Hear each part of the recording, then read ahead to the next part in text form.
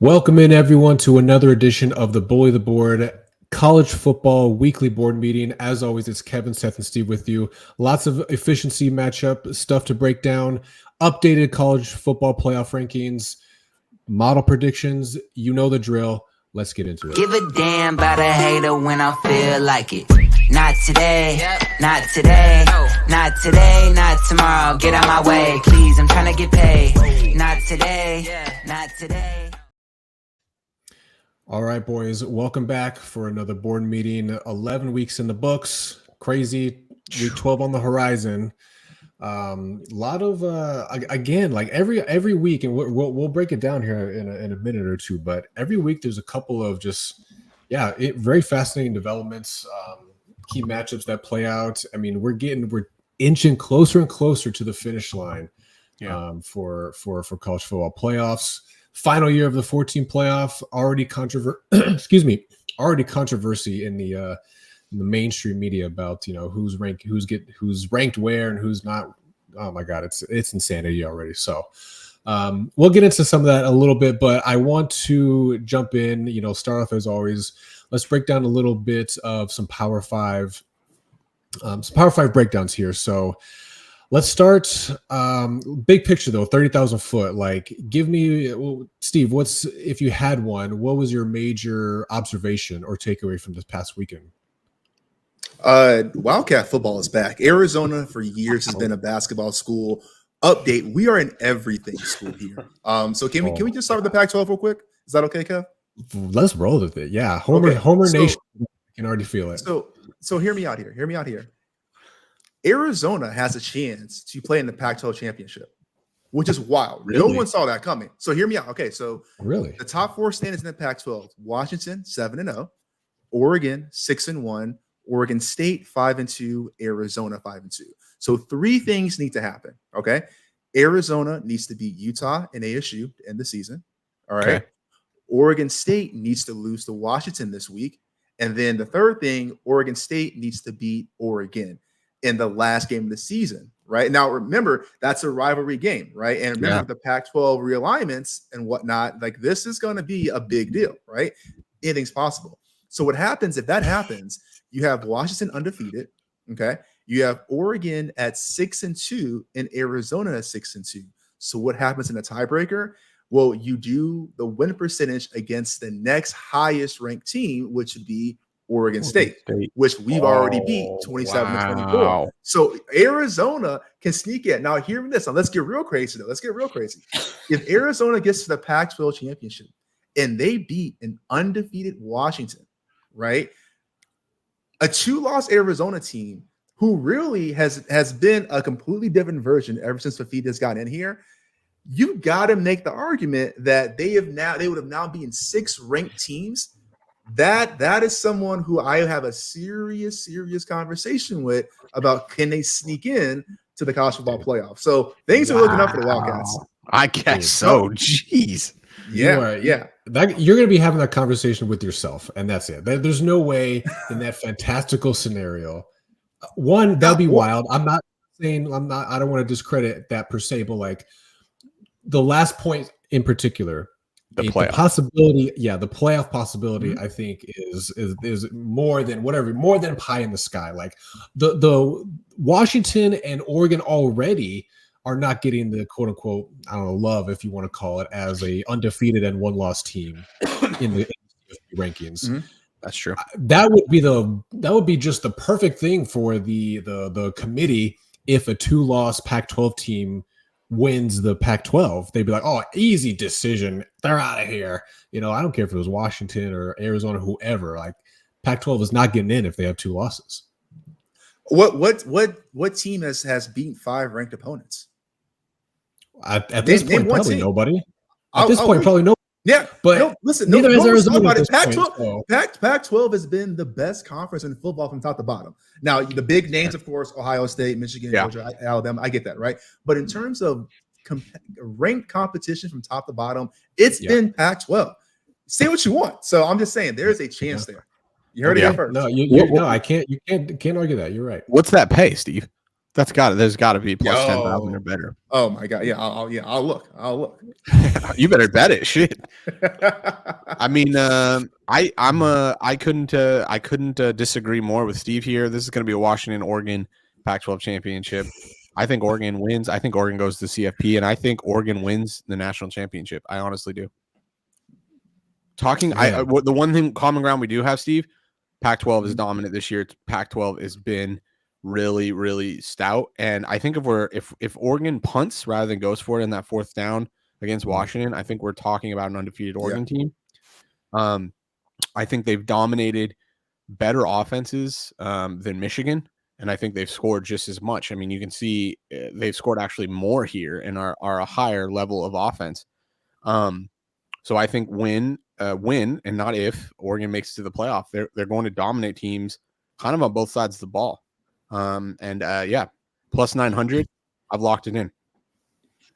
You've locked for them to win the championship, to win the national championship. Yeah, playoffs. Okay. Playoffs is probably not a bad bet as well. But I think Oregon goes undefeated, wins a Pac-12 championship against Washington, and makes it in. We're talking about a one-loss Oregon team, basically. Right. Oh, baby, yeah. Bottom line, just for the Pac-12, I'm still just, I guess, to use the word, grateful that multiple teams at this point have a legitimate opportunity to make the playoffs. They haven't beaten themselves up as badly as they normally do. So, but I guess Steve is telling us there's a chance. Yeah, you're damn right. So I'm looking right now. The best I can get is an Arizona line to win the Pac-12 conference at plus 2,900. Okay. They're currently, I was just looking at FanDuel. Here we go. Let's see.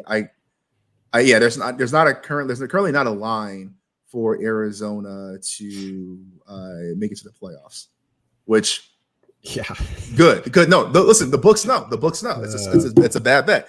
That's too much liability. The books know. The books know. Yeah, I guess so. No, that's not true. Caesars has Caesars has this at, it looks like plus 10,000.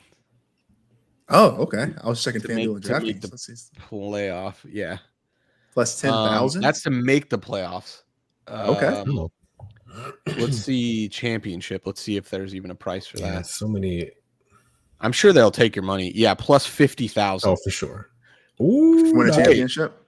FanDuel has a plus 100,000. Wait, where are you seeing this? I was just on there. Whoa.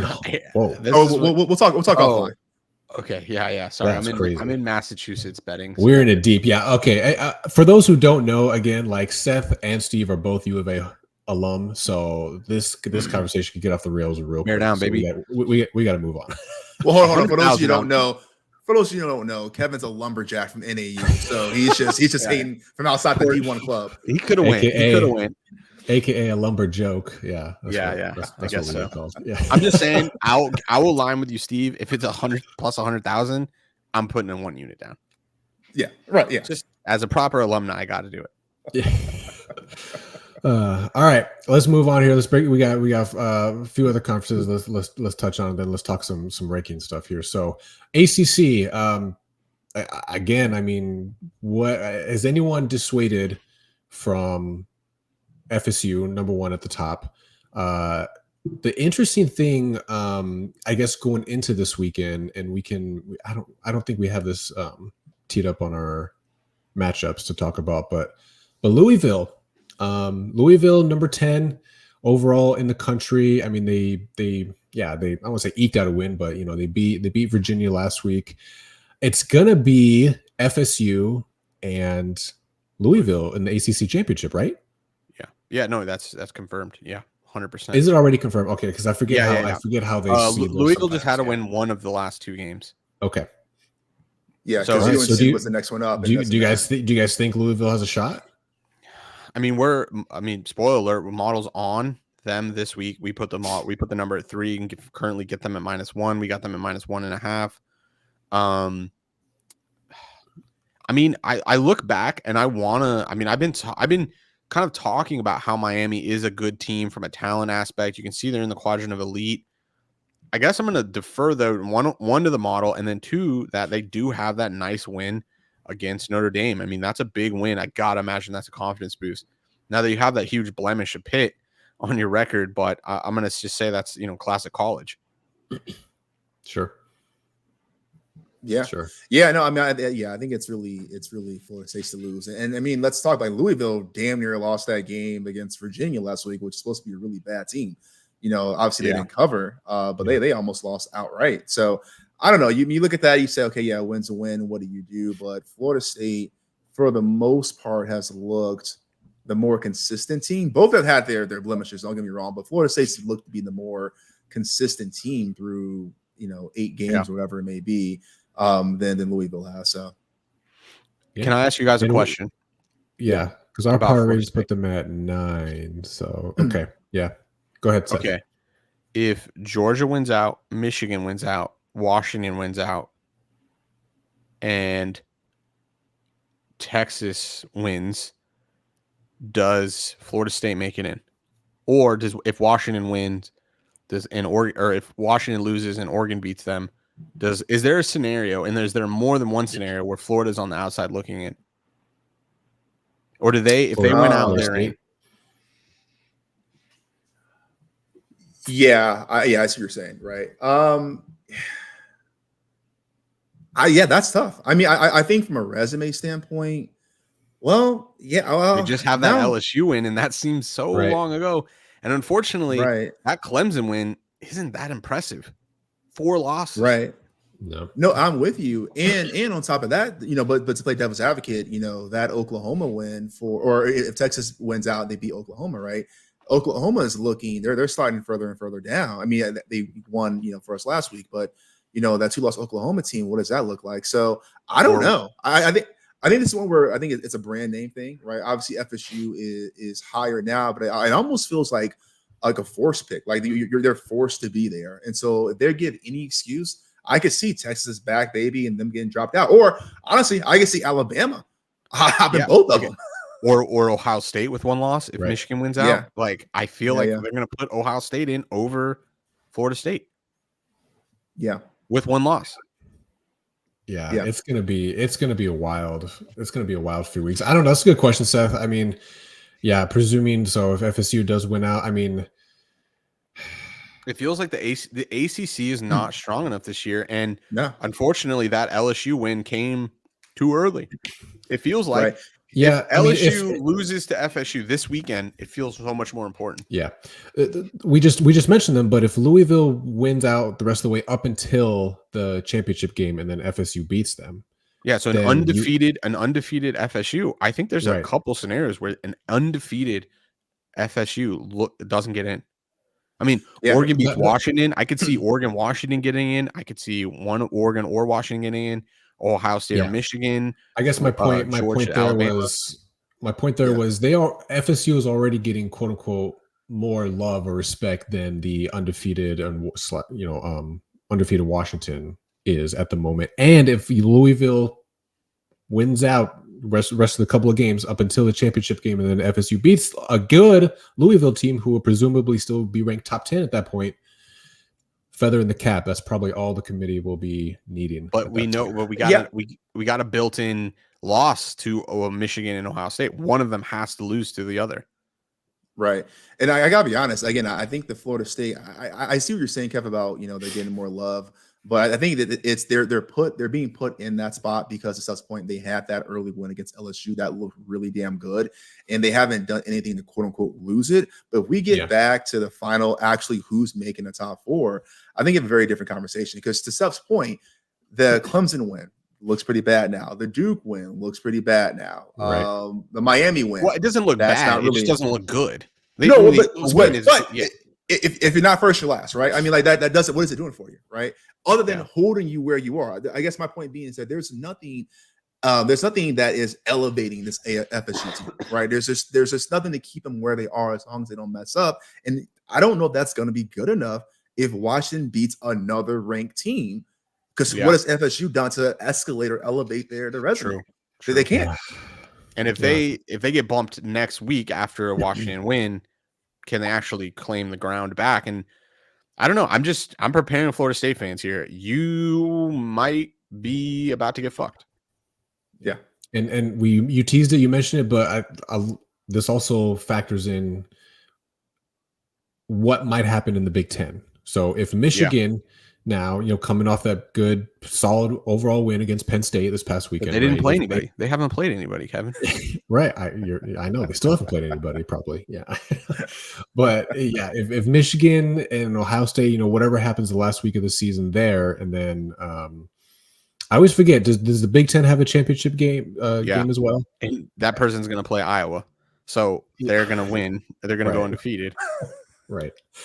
Yeah. So, I mean, presumably if Michigan, handles business the rest of the way, which Florida State, in my opinion, gets screwed and I think this is what is most probable to happen. Michigan beats Ohio State. You have a one-loss Ohio State. I think maybe the committee does agree and say Michigan hasn't played anybody. They would have a win against Penn State and a loss against Ohio State. I could see Michigan being left out. But if Michigan wins, then they're saying Ohio State, with the quality wins they have now, they put them at 1. That means they're weighting those pretty high. Yeah. I don't know. I mean, if Michigan beats Ohio State flip flop. Yeah, I could very easily see that being the case, and then you have a fight for 4. Which how can you deny Washington or Oregon? I agree. If you have an undefeated Washington and an undefeated Florida State, I think you have to put in Washington. Washington will at that point beat way more teams. I don't know. It's a wild little scenario. It is, yeah. Yeah, I mean, if you're a Florida State fan, I'm sorry, if you're a Florida State fan, what you're doing is you're hoping for Arizona to win out. Because go Wildcats, bear down. Let's go. Here we go. Okay, over under 2.5 more times. I hear that during this recording. We'll see. Way over. But also potentially outside looking in, several other things need to happen in the Big 12 for someone in that, conference to eke in, right? Texas got the best shot probably at this point. Yeah. It's going to be Texas and at this point, the Big 12? Oklahoma State, which sucks because Kansas State's really good and Oklahoma's really good, but they just have too many losses. Yeah, Oklahoma State, has you said it last week, I think maybe 2 weeks ago, that they've had a weird season, but it's been weirdly good. That's Oklahoma State specifically, But yeah, for them to potentially make the Big 12 championship game against a Texas team, I don't think. Yeah, unfortunately for Texas's case, that's not going to make their resume any stronger. No, not at all. It's kind of a bad setup for them. Honestly, they're going to get left out. They would need a lot of loss. Yeah, a lot of help for sure. So, unfortunately, I mean, it is what it is. I mean, they're going to be also need Arizona to win. Bear down, baby.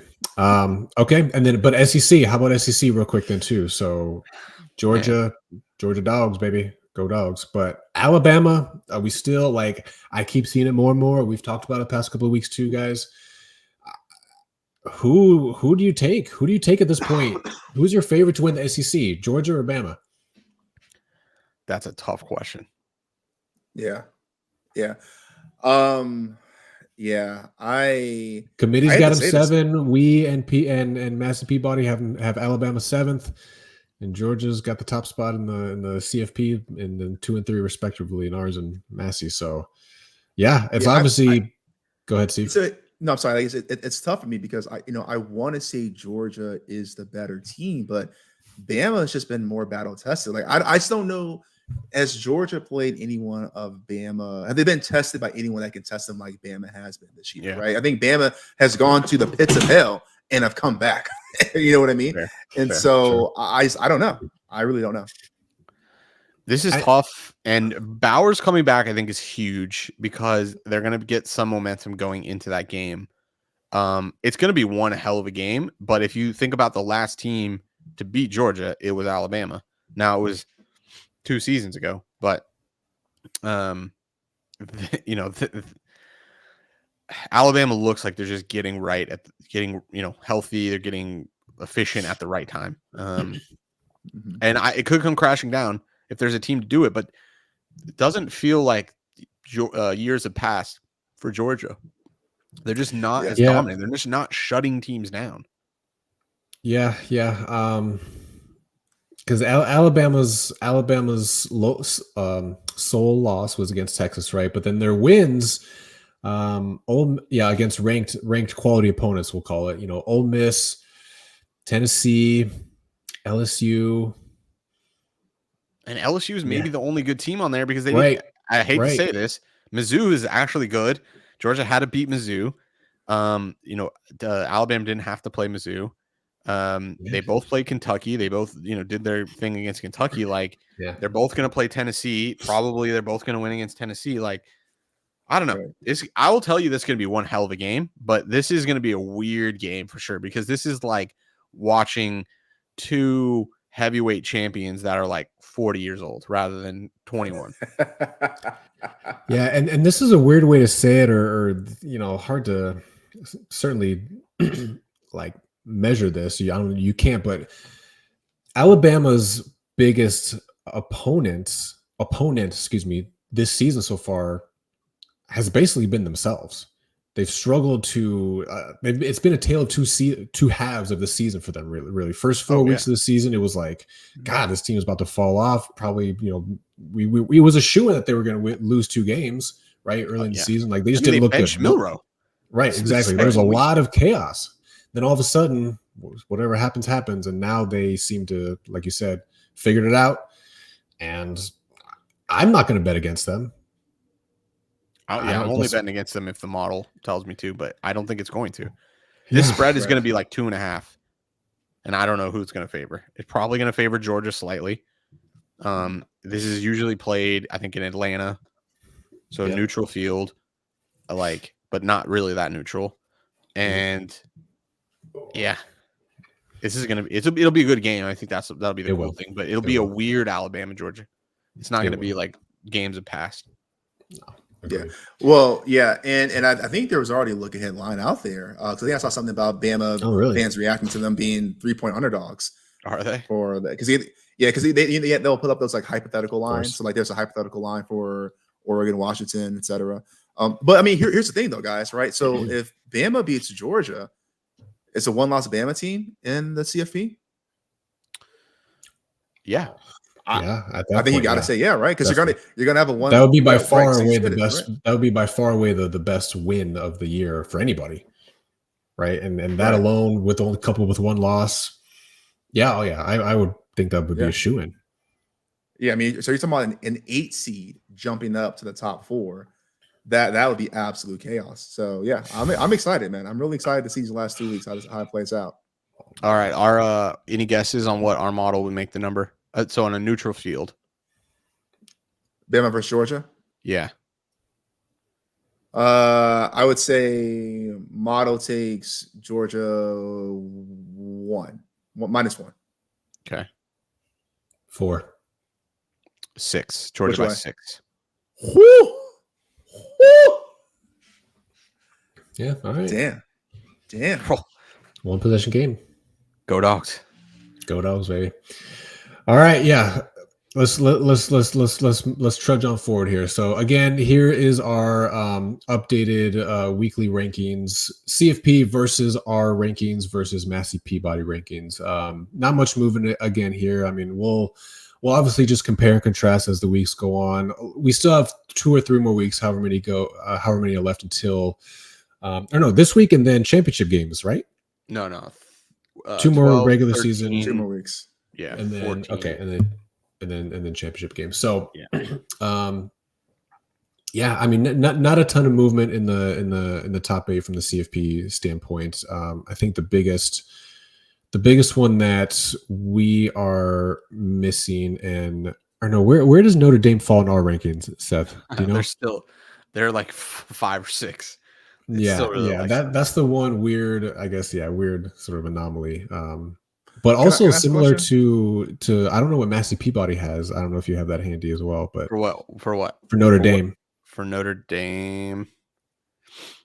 Yeah, just give me a second. That's fine. Go ahead. What are we gonna ask, Steve? Yeah. While you're looking it up, Seth, I just want to ask, as our resident Mizzou hater, the Mizzou fans want to know, Seth, is there anything that Mizzou can do to get into a top 20 bully the board ranking? I wish it was up to me. I didn't get to really watch that game, but look, I'll put my hand up. Mizzou seems to be a good team, but I don't know, because why did the market that spread closed at -3 Tennessee? You explain to me that. Like, so why was the market buying up Tennessee if this is such a good team? You could see where Massey Peabody puts it. Yeah, it's in the top 25, but it's far from where the committee puts them. Yep. Right. Now, Massey Peabody has Notre Dame as 12. Okay. And we have them at 5. Hey, I'm sorry, real quick, Seth. Who does Massey Peabody have at number 10? Just out of curiosity. Massey Peabody 10 is Tennessee. Okay. Above, All right. above who?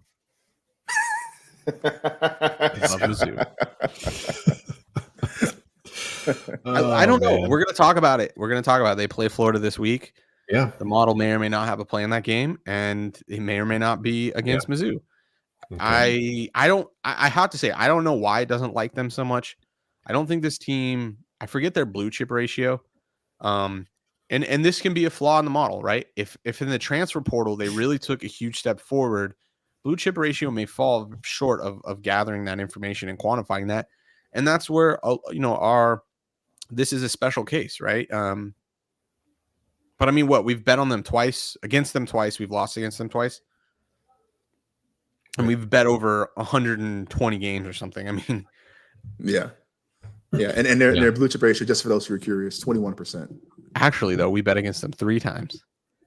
Kansas State, they kicked the longest field goal. Oh, that's right. That's right. So damn, that was trauma a little bit for Rizzle.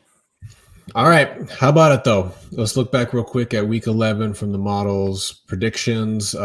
Overall for the week, it was an 8-6 week, so we were in the we were in one for the column, baby, and then overall sitting at 63 and 58 for the year. So yeah, 100 and oh my god, I can't count.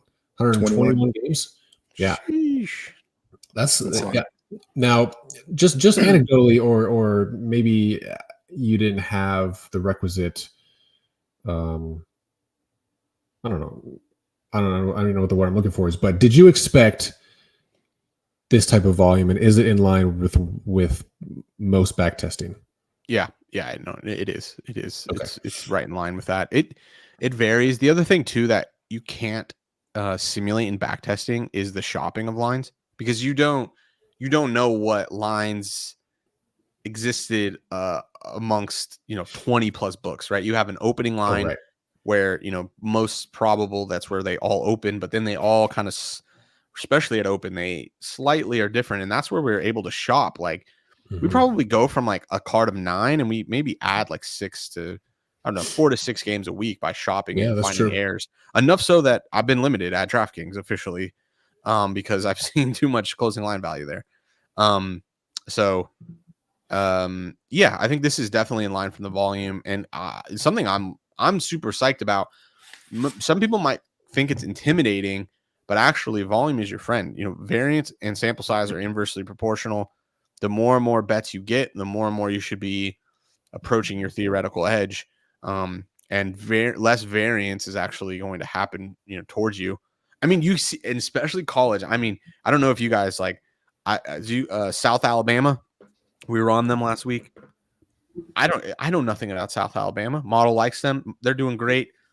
Last play of the offensive, or they're on defense. Last play of the game, breadbasket, 40-yard touchdown. We get, we lose, but that's variance. That doesn't mean we were on the wrong side of that game. If you delete literally one play, we win that bet. But if you have a large sample size, you can survive those weeks, right? We still were profitable, even though that happened. Yeah. I see that. That's the one thing I want to point out. Like, if you're a recreational bettor and you're just starting out, like, you got to get away. Like, people said, like, they were commenting on the Tennessee Missouri bet because the model had that, and they're like, this didn't age well, and like your model's broken.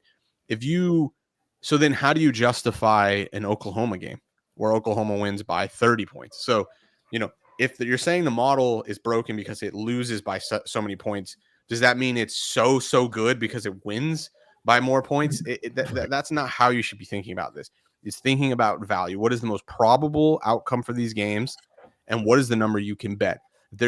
If there's a delta and a positive delta in your direction between those two numbers, it means that there's an edge, and that's the games you should bet. You shouldn't be thinking about how much the model is right in a direction or how much the model is wrong in a direction, because on average, it's going to be close to, your median prediction, right? So, I just wanted to point that out because it is a subtle thing, and you shouldn't be thinking of, prediction in that way. Yeah, 100%. And to your point, I think a lot of, especially newer bettors, it's very difficult to wrap their minds around this idea of, number one, even quantifying an edge. Like, oh, somebody told me that this number is wrong in the market, so it should be this. So, okay, that's how I should think of this now. And it's just so off base most of the time. So, yep, well said. Yeah, well, and to that point too, that's a great point Seth brings up, right? So just look at this card, right? Sam Houston State, we've been talking about them all year, right? They were 8-point dogs. We not only do we cover that spread, Sam Houston State won by 15. So if the model's so bad because Tennessee, lost by a few possessions at the end of the game, is the model also so damn right because Sam Houston State covered by 23 points, right? So which one is it? The answer is it's neither, right? You go by the wins and losses, right? You go by what your median outcomes are. You pretty much forward. So I think that was very well said, Seth. Yeah, and you use signals that are are predictive, closing line value, right? Are you on the right or wrong side of that value? Excuse me. Because that's a great signal of future winnings. And so, we're all it's good to be profitable. I'll be banging that till the cows come home. That's why we do this. That's why we shop the lines. That's why we, go live right at open, because that's when we see the most value, and that's how you should play the game. I've officially bet Oregon to win the national championship. It's locked in.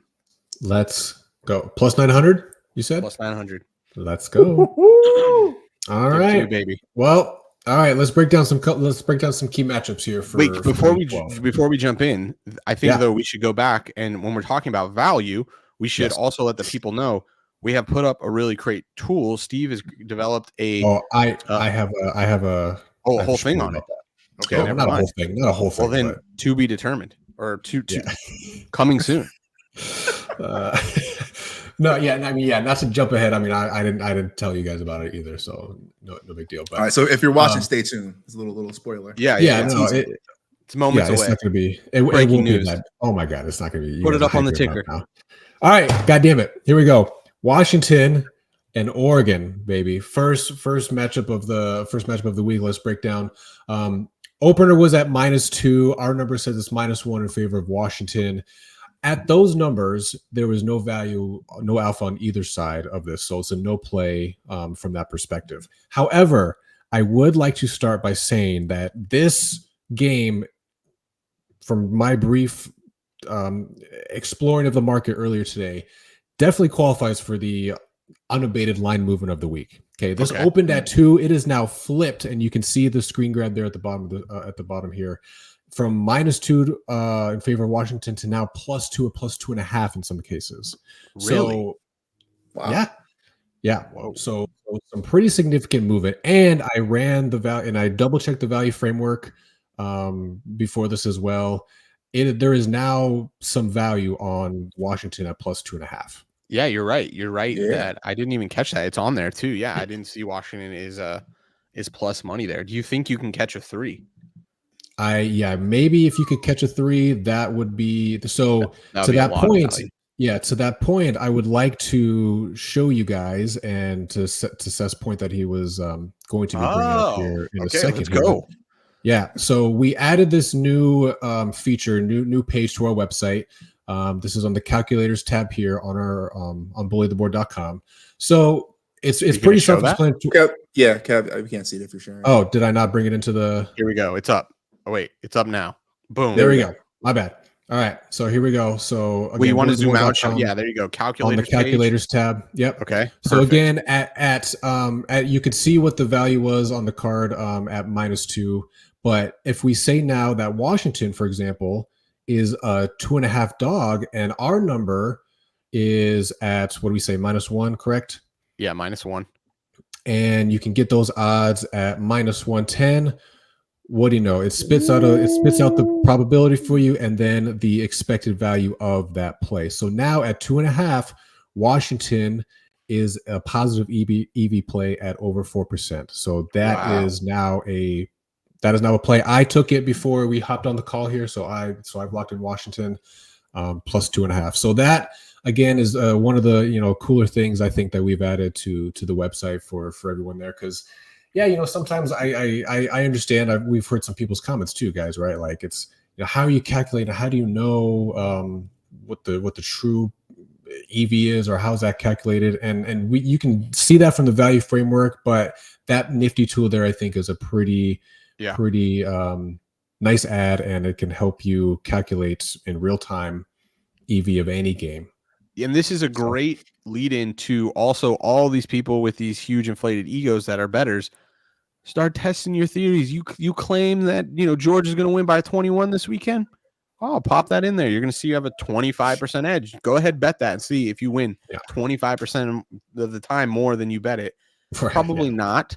But this is the great way of starting to believe. Don't use our numbers. You don't believe our numbers? That's fine. All good.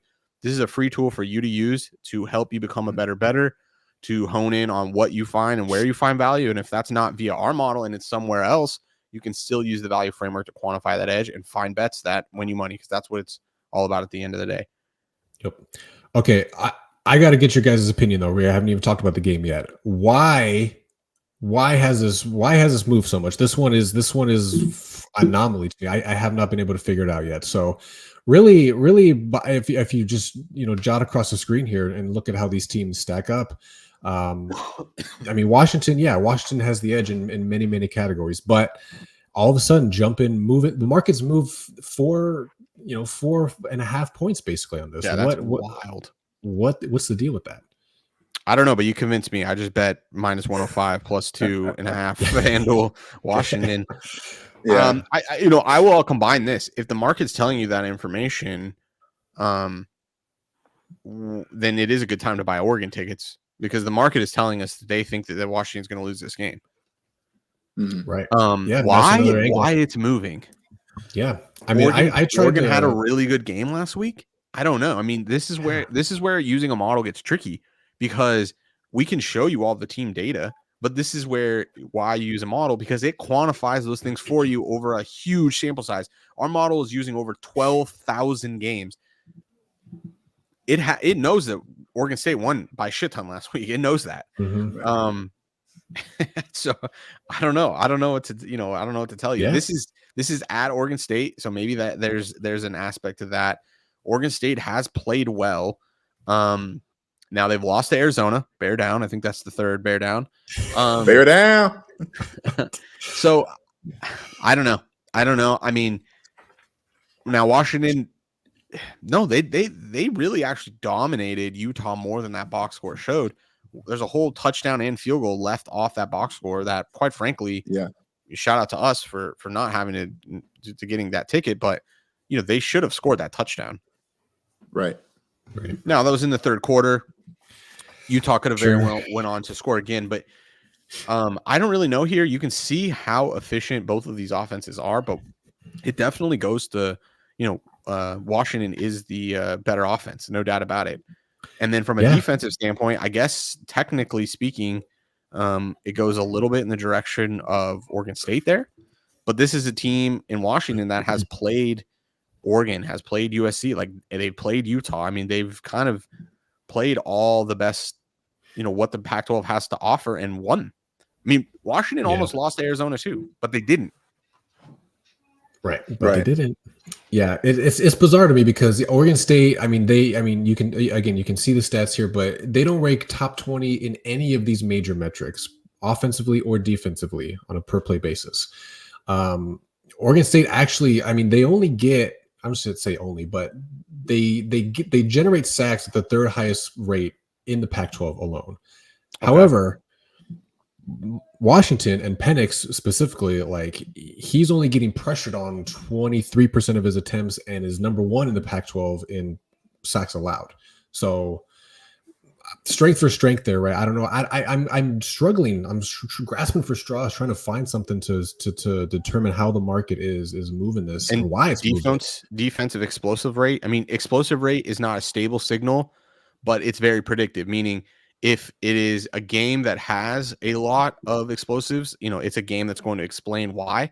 Sure. But you can see Oregon's given out many more explosives than Washington's defense, and maybe that's the game here. I mean, when we're calling a one possession game, anything can happen. Yeah, 100%. So yeah, I mean, I can't make any sense. I mean, and I remember we were talking last week about Michigan, Penn State, like, oh yeah, the market's moving this way, really not moving, off this. We were so confident. This is one where I go in this game, I'm like, yeah, this to me, it's a great coin flip game, but you can't argue a 3.5 point movement one way or the other for either team. I don't understand. Yeah, I can't make rhyme or reason. Like, yeah, Oregon State beat the shit out of Stanford, but it's Stanford, right? Like that shouldn't really be swinging the market this much. So I don't know what I'm missing. I really don't. So this game got a whole lot more intriguing for not only the line movement reasons, but also what we talked about with Oregon and the potential. Yeah, if you believe this line and it keeps getting worse, buy Oregon tickets. Yeah. Yep. Okay, we'll circle back to the Pac-12. We're not done with the Pac-12, but let's move on real quick here to another matchup. Mizzou against Florida, baby. Our number says Mizzou -9. Opener was at 10. You can still get, I think there's some 10.5s or 11s now that are available, so you can't get do we get it at 10? I forget what we got. No, 11.5, I believe, is the number you need to get. Yeah, 11.5. I think there are 11.5s here. I'm looking at the screen, just trying to find. So officially Florida 11.5, right? There's 11.5 at FanDuel. Okay. Nope, sorry. There's a bunch. You can get 11.5 at PointsBet, FanDuel, MGM, -110. Yeah. So this is an interesting one because again, a bunch of Mizzou fans in our comments and in lives and stuff chirping at us or whatnot. But Florida's been a weird enigma of a team. Like obviously a very talented team. You can see the blue chip ratio, but that talent has not translated to wins, into production. No, it really has not. They have basically one good win against Tennessee, and is it even that good? I think the thing that hurts this team is it's not at home. It's not at home. Florida's played a lot better at home. Look, I'm going to come around. I mean, I think the model may be wrong here. I know that it's not doing a good job quantifying whatever's going on in Missouri, and this may be the fourth bet we lose. I mean, I'm kind of happy to die on this hill, but it does kind of feel like Mizzou is better than the model is kind of picking up, and I don't really know what it is. It must be a talent thing. Yeah, I would. That's interesting you say that because I don't know how much of their talent or their blue chip ratio is made up of pure recruits versus transfer portal stuff. Yeah. And then Graham Mertz, okay, our boy. Shout out Graham Mertz. I feel really bad that we have to bet on that we're siding with Graham Mertz here this week. Yeah. Out of 150 eligible quarterbacks, like number 140 in the nation in average depth per target. So like the dude just is like dinking and dunking, trying to make shit happen, and he can't. It's just it has not translated to positive EPA, to high success rates, etc. So I mean, I'm not happy about this, frankly. So I'm kind of with you, Seth. I think the model, I don't feel great about this one. I think the model might get this wrong as well. And when the Gators go up against good defenses is when they really struggle. And I think Mizzou is probably, I'd put them in that class. So whatever, fade the model if you oh so dare. Yeah, who knows? I mean, 11.5. Yeah, I smell a back door. Back door might be open, but I mean, this one, yeah. I mean, Mizzou's got some pretty potent offensive firepower. I mean, and they did their thing against Tennessee. Yeah, we'll see. I mean, it kind of is a shit show there in Florida. This is not really the best team you want to be backing right now, but no, yeah. I bring up Graham Mertz because again, like, Mizzou does have the ability to generate points, air yards, top 10 in EPA per play and EPA per dropback. Florida, on the opposite side, number 86 in the country in EPA per dropback allowed.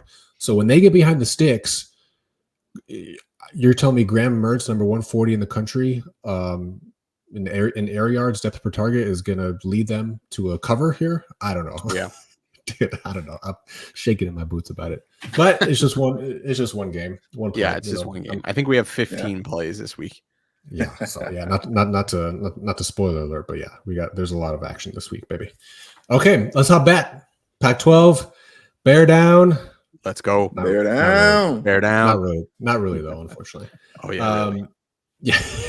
So Utah and Arizona, our number says -1 in favor of the Utes. Basically a pick 'em at open, and I think that's where the market resides at the moment. Either pick 'em or ones here. So slight value. Yeah. Oh, +1s for Utah now. Yeah. Okay. The problem here, though, in order to this is an official play by the model, but you have to get a 1.5, a +1.5. The 1 is not enough. Would meet +1.5 Utah would meet the 2% criteria for us. Correct. And it has been bet. It was bet. We were able to get it at kickoff or whatever. Okay. Yep. Open. There are currently no 1.5s in the market, just a bunch of +1s. Okay. So all right. Well, I gotta let me sit back here and hear the homers talk through this one, because what do you guys make of this? What do you guys make of this matchup?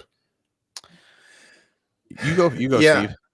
Yeah, I mean, this one's a tough one for me, because this is one where, the Wildcats have been a different team since Noah Fafita started. I mean, when he came in his first game, they lost by a touchdown to Washington.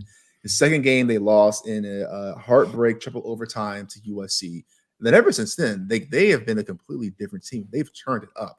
And the problem is, for me, the same thing can be said about Utah. Listen, we were talking earlier in the year, Cam Rising going down, and this backup quarterback situation is not good. But Bryson Barnes is that dude. He is that dude. And this whole offensive EPA per play thing, this is not accurately representing what Bryson Barnes' ceiling and potential is, because he's had such a minority of the sample size. But man, this Utah team, and we saw them. And again, I was one who said it too. Like, oh man, how can they go up against a Washington and an SC and this team, and they can't get in the shootout. They don't have the offense.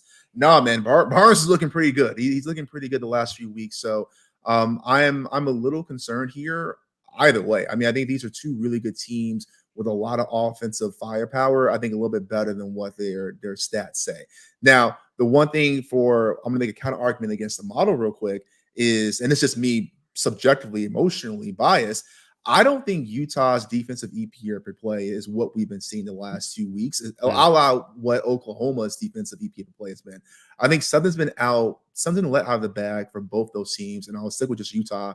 But something about these two teams, they've got them figured out, because Utah has not been that same dominant defense early in the season as they have been, or the last 2 weeks as they have been earlier in the season. So coin flip game for me. I think the model agrees clearly. I'm definitely rooting for the model to be wrong here, unfortunately, just because, go Wildcats. That's 4. But this will be a good game no matter what. Yeah, I agree. I think this for me is going to come down to talent. Utah, I wouldn't say has played better than Arizona. No way. Arizona's played really good this season, but Utah has had to go through the gauntlet. They've had to play Oregon. They've had to play Washington. They had to play USC. And although Arizona only had to play Washington, they didn't have to play Oregon. Now, Utah got the shit beat out of them. But I think that they can definitely, play in a game here where it's a shootout. We've seen them kind of do it against Washington, and then we for sure saw them do it against SC, which was quite impressive, to be honest. And I don't know that Arizona's defense is quite on the level of Oregon or Washington. It's definitely better than USC's. But I think we've got enough data that Utah can play in a shootout. Now, this is going to be a really tight game. I mean, this is probably going to come down to the last drive. Like, it's either going to be Arizona with the last drive or Washington or Utah with the last drive, and a field goal probably wins this game. You just hope you're on the right side of that. Okay, I have no value to add to this conversation. So, like I said, why not? What do they say? What's the little thing? This is it. Yeah. Wildcats, baby. Yeah. Wildcats. Okay, you guys had to have stole that from somebody. No. You tell me all the other Wildcat teams in the country haven't had this before? No, what are you talking about? Arizona was made in 1885. The dirt that we made everything out of, we dug it like that. Okay, but this symbol in particular is only a few years old, isn't it? No, I never saw you guys do this. It's on the state flag. What are you talking about? Learn your State history, flag. bro. All right, yeah. I just don't know what I'm talking about. I guess whatever. 1885. Let's go. All right, it was Wildcats, Bloods, then Crips. In that order. All right, fair enough. We're flip flopping. I guess we're focused on key matchups, but only hitting on 2 conferences this week. Somewhat, that's ironically. true. So let's hop back to the SEC for one more matchup this week. So we got Georgia and Tennessee. Our number says Georgia -11. That's where the opener was that's where the opener was as well. Geez, I can't talk now. Market's been bought ever so slightly to 10.5. So that's where things stand. No value, no alpha from a modeling standpoint on either side at the moment. So not a model prediction here, but yeah, I mean, what do you guys think, or what's on your eyes for this matchup? Because this, to me, I was struggling, similar to the Washington and Oregon State game, struggling to find reasons how or why Tennessee would sneak in with the backdoor and cover here. I think Georgia's pretty clearly top to bottom the better team, however you want to measure it. Talent, efficiency, success rate, you name it. So Seth, I don't know, what are you looking at for this matchup in particular? I mean, you see the statistics there. Georgia is the better team. Obviously, Tennessee has a high blue chip ratio. This is a team that's underperformed. We don't even have to go back but a week to kind of see that. This is definitely not the Tennessee that we saw last year. We knew that they were going to be taking a step back offensively. They lost over 60% of their offensive efficiency. I'm not an angle guy, but I'm going to put my best angle hat on here. All season, what do you hear? You hear Georgia doesn't play anybody. Georgia doesn't play anybody. Weak schedule. What does Kirby Smart say over and over? Will you come down here and you go ahead and play an SEC schedule? I think there's a lot of validity to that. But what is the thing over and over when you hear Georgia doesn't play anybody? It's Georgia doesn't play anybody but Tennessee. I think Georgia has to take care of business here, and take care of business in my mind is at least a 14-point win in order to keep chopping wood, as Kirby Smart would say here, and keep kind of your pole position at, what are they, number 2 now? Number 2 or 3? Number 1. Oh, the Georgia's CFB. number 1. Oh, that's right. Keep this position in Georgia in number 1. Make sure they're headed to the SEC championship game. And I think this is looked at as the one win that is supposed to be the hardest win to get. Whether that's true or not true this year, and maybe Mizzou was the best win, I mean, I'll let people debate that. But I think that from a brand name, standpoint, especially with the playoff committee, Tennessee is going to be looked at in that way. And I think that they have to dominate here in order to kind of keep pace with everybody else. Yeah, no, I think that's spot on. I mean, you're really looking here. This Tennessee team, I think, we're seeing the fall off here. We talked about how they were up at halftime against Alabama, and ever since that kind of blown lead, they really haven't been dominant. They beat the Kentucky team, sure, but like this team is just not. I don't know if they're really a 21st ranked team. They're not a bad team, like you said, given the SEC football, but. Georgia's got to take care of business here. No ifs, ands, or buts about it. Just not the time to play with your food, not the time to get cute. Yeah. Go in, handle business, because this is what Georgia needs to have that strong resume. Should they slip to an Alabama? I mean, you never plan on losing, but you got to take your wins so you can get them, and you got to dominate here to prove you're a better team. And there's no reason. I mean, you look across the board here. There's no reason that Georgia shouldn't dominate this team. They're literally a better team in every category that we track. Yeah, and this, dare I say, has not been a good Tennessee team. So it's like it's even more important because you need it to be true that you beat what Ken perceived as a weaker Tennessee team than maybe most thought was going to be. I how strong that angle is. I mean, if I was listening to me, I'd say that this is bullshit, because I'm basically making an argument. The team needs to win a game that they need to win. Well, no shit. I mean, that's what all of this kind of is at the top. I just think Kirby Smart and this team has kind of shown us in the last 2.5 seasons that he can figure out how to motivate his players when those situations arise, right? And he's pretty much done it with exception of one game against Alabama, and that they barely lost that game. I mean, it was a shootout. So I think, when I think about the angle, I think that's really what I'm trying to key on. I think Kirby Smart is aware, acutely aware. He gets question after question about how weak this schedule is, and you hear it over and over. Tennessee, but Tennessee, but Tennessee, but Tennessee. Okay, well, then you better handle business against Tennessee. Go Vols. But I'm not going to play this game. I don't think that there's any angle there. I'm with you, Kevin. What is causing the market to buy up these 11s? I'm not sure. Yeah. It's definitely not recency bias because they didn't look good last week. So Jesus. So we'll see. It'll be I don't know what that angle is. Me neither. So, all right, that'll do it for key matchups. Let's peek ahead, shall we, to Week 12 model predictions. A couple of them already in the books, and 2 for the good guys already. So we had Bowling Green and Akron earlier this week already with the good guy covers. So 2-0 to start the week here. So.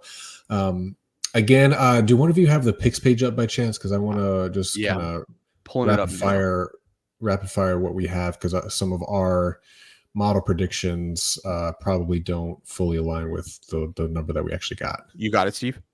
Yep, I got it. Yeah, all right. We got Michigan State plus 5.5, Bowling Green plus 10.5, Kent State plus 13, Auburn minus 21, Florida plus 11.5, Liberty minus 26.5, Syracuse plus 6, Akron plus 5.5, Louisville minus 1.5, South Carolina plus 2.5, Utah plus 1.5, Houston plus 8, Penn State minus 19.5, LSU minus 30, Rice minus 2, Ohio State minus 27.5, Fresno State minus 23.5, and Michigan minus 21. What a slate, boys! What a slate!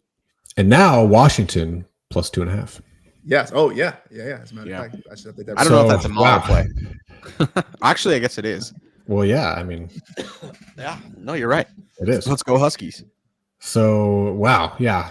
I think I've probably said this 2 or 3 times throughout the season now, but this is definitely the week where we've had the most volume, right? It's hard to remember. Feels like it. It is hard to remember. Yeah. I mean, maybe by 1 or 2. I'm so psyched about this Liberty bet. We have not. Liberty is crushing, and we haven't. I don't know why the model has just not found value there, and we finally get to bet on them. Let's hope they don't shit the bed. Shout out to JMU for finally redeeming themselves last week. They kept themselves off the banned list, so to speak. So Houston, Houston. I have to point out Houston. We bet on them so much, and they have covered a lot, although they've lost a lot. Like they're a team that covers but doesn't win. But shout out to them. They're yet again on the card. Yeah, love it. So there's a couple of ones on here where we didn't talk about in terms of matchup breakdowns, but wanted to get your guys' 2 cents. So Michigan minus 24. I know this is largely not an angle, certainly not a quantifiable angle, but the classic look ahead game where you have a shitty Maryland team right before the week you play Ohio State, trying to cover a 22. I presume it's still 22. Let's see what the market's at. 19. No. This opened at 19, and we put it in as 21 as the open. We make the number, I think, 24.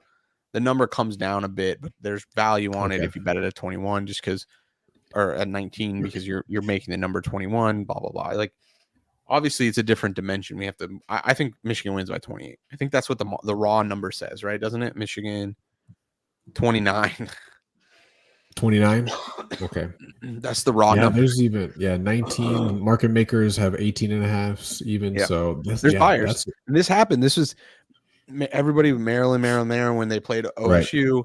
Ohio State didn't do anything the first half, and they covered the whole spread in the second half. So I think Michigan is at a different point in the season right now. You're right. It's the classic look ahead line or look ahead situation.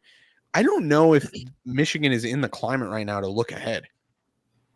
Right. They're being bombarded every day about how they're cheaters. They're being bombarded about how, they don't have their coach.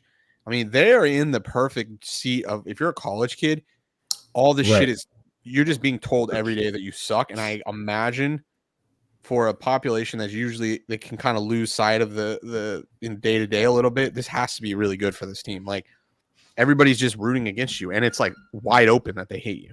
So this is you're gonna go win.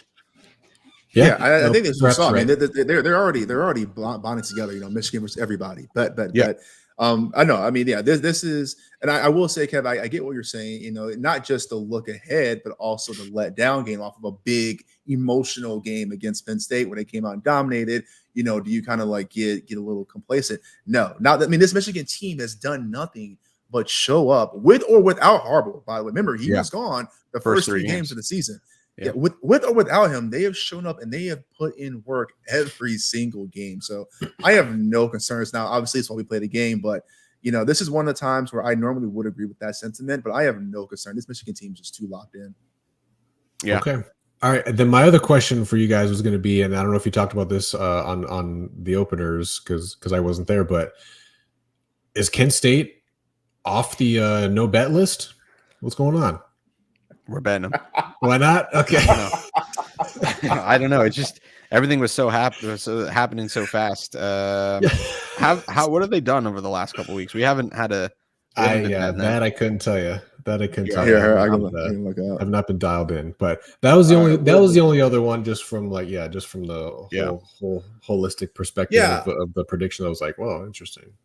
Well, you know, they've done pretty well. You know, they've lost by 14 to Eastern Michigan. They lost by 18 to Buffalo. Yeah. They lost by 4 to Akron, which I think we were on last night. And they won.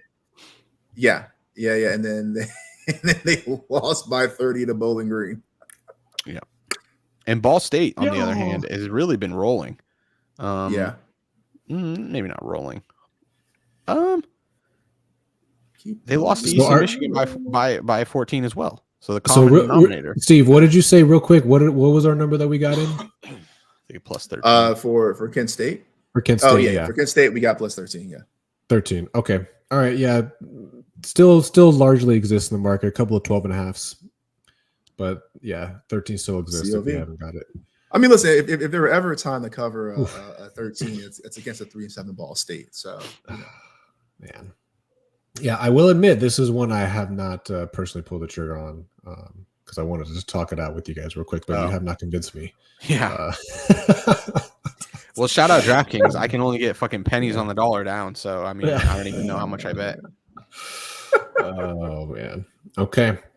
All right. Yeah. Very, very full card. Very full weekend. I mean, it's gonna be jam packed for sure.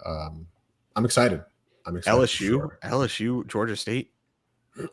Yeah, I mean, what do you know about Georgia State? I mean, what do I know? I don't know shit, but I know LSU can score at least 50.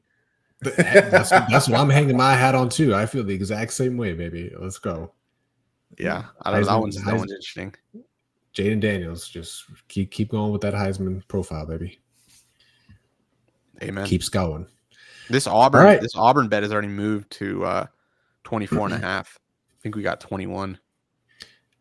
Yeah, there's been a couple. Yeah, we've had it's gone both ways. Some weeks where it's almost unanimous where we get positive COV across the board. But yeah, this time we've little bit of give and take, but that's to be expected as well in the long run. What other than Michigan? What else have we saw negative CLV on for this week? Yeah, I believe the other one. Louisville's -1. I know we got 1.5. Yeah. Houston's moved. Penn State's moved. LSU's moved. Rice, I believe, is moved to 2.5. Ohio State, I think, is still at 27.5. Ohio State, at 27.5. Why is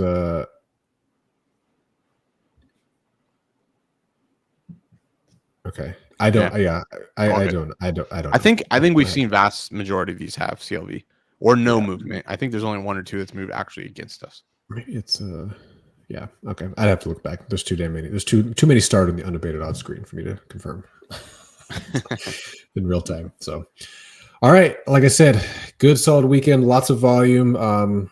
yeah, excited for another jam-packed weekend. So anything else you guys got that you're looking forward to for week 12 coming up, other than the seems like 20 model predictions that we got? Let's go Oregon. Okay. Yeah. I like that angle, Seth. I'm gonna have to probably sprinkle with you on the Oregon to win the championship. You know, particularly with the caveat or the piece that the market is buying Oregon State. Yeah, which would mean Washington in that lost. Washington game. Yeah. So I find that very fascinating. So, all right, boys. Thank you all for tuning in. We will be back next week as always.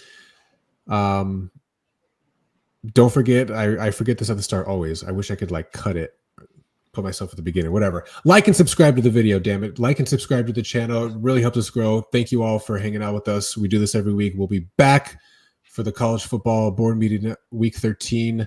Until then, good luck. Let's win some money. See ya. Let's go.